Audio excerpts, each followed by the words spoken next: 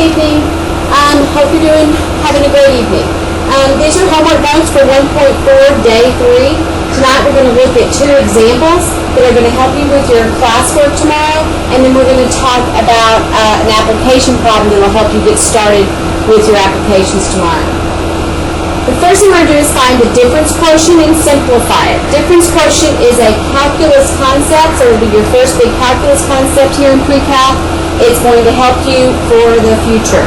Not a necessarily difficult concept, but it is tedious. So you're going to have to pay close attention. You may need to pause the video. You might want to listen to the entire example first, then go back and write your notes.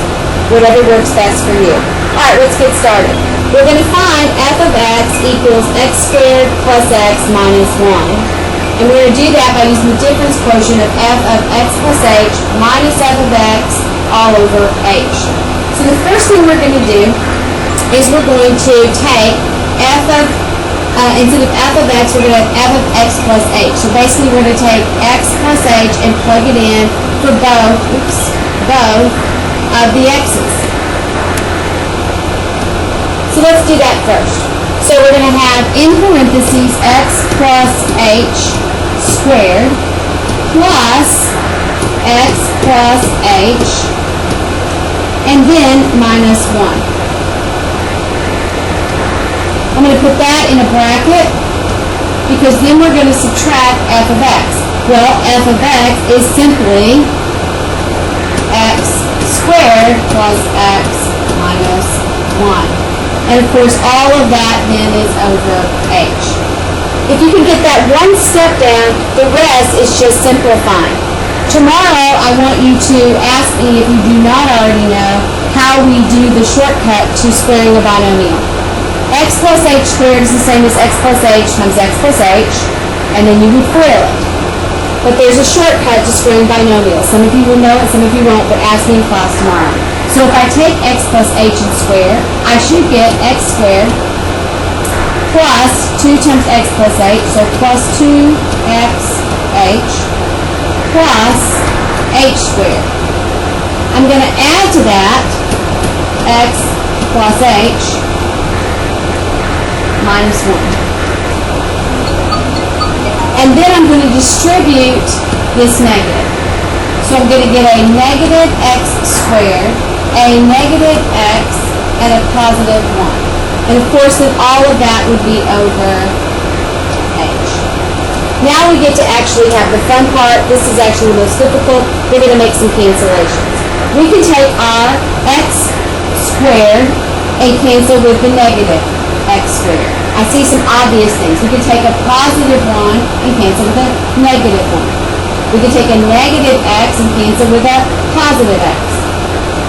And at that point, we're left with 2xh plus h squared plus h all over h.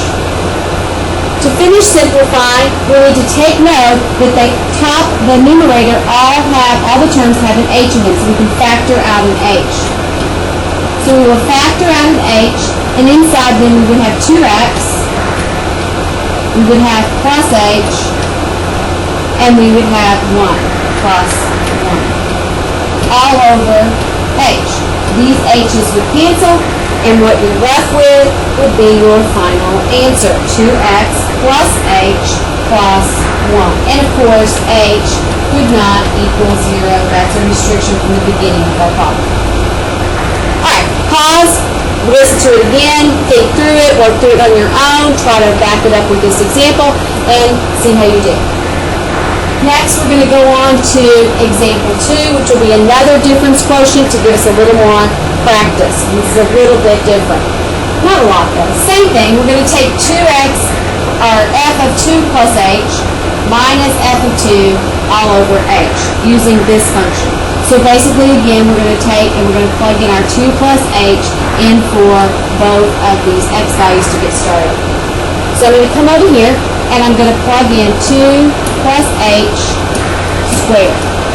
And then I'm going to subtract, and because I'm subtracting, I'm going to put a parentheses to plus h. Always be careful when you're subtracting. And then, of course, plus 1.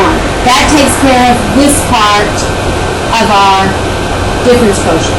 Now we're going to say minus, I'm going to go back, sorry, and put a bracket around this to kind of separate it. Since we're using a subtraction sign, that's a plus 1 there. Since we're using a subtraction sign, and we're going to subtract f of 2. Well, if this was f of 2, we would plug a 2 in for each of the x's. So it would look like this, 2 squared minus 2 plus 1. All over h. Let's go ahead and simplify this. 2 squared is 4. 4 minus 2, so that's a 4 minus 2 plus 1. That would be 2 plus 1, which would all be 3. So really, all of this becomes minus 3. Alright, let's keep simplifying. Again, I will talk to you about the shortcut for squaring binomials if you don't know it. If you do, it'll be 2 plus h times 2 plus h in FOIL. So it would be 4 plus 4h plus h squared. Then we're going to have to distribute the negative, so we would have minus 2 minus h, and then of course we still have plus 1.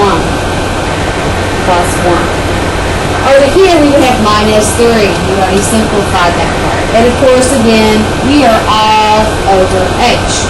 Alright, go Bearcats. Now, let's simplify. Let's keep our 4h, our h squared, and our minus h.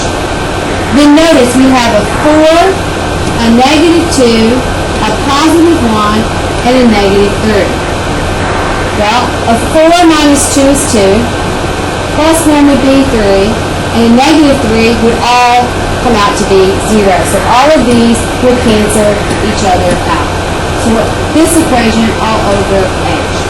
Once again, notice that the top, all of these terms have an h in common. We're going to factor that out again. So we would take out an h, and inside our parentheses we would have a 4, we would have plus h, and then we would take out h here, so we'd have minus 1. All over h.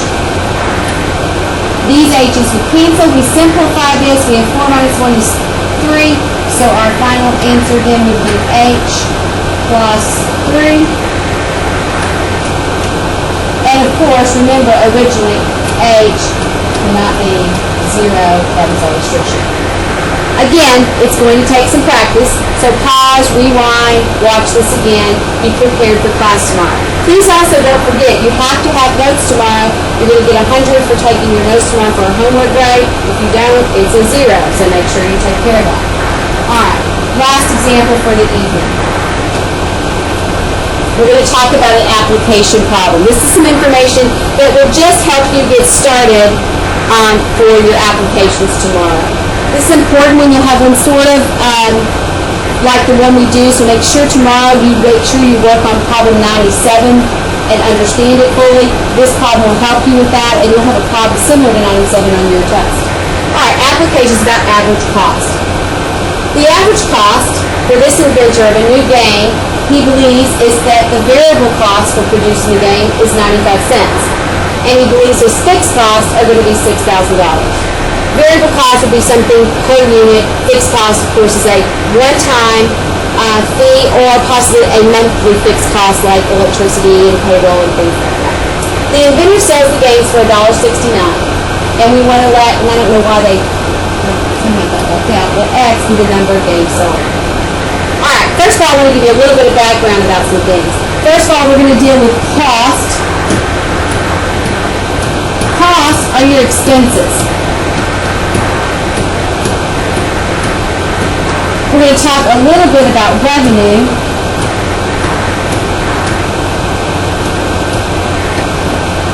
Revenue is the money that you bring into the business. So it's your sales, before taxes and all that stuff. And then finally, we're going to talk about profit.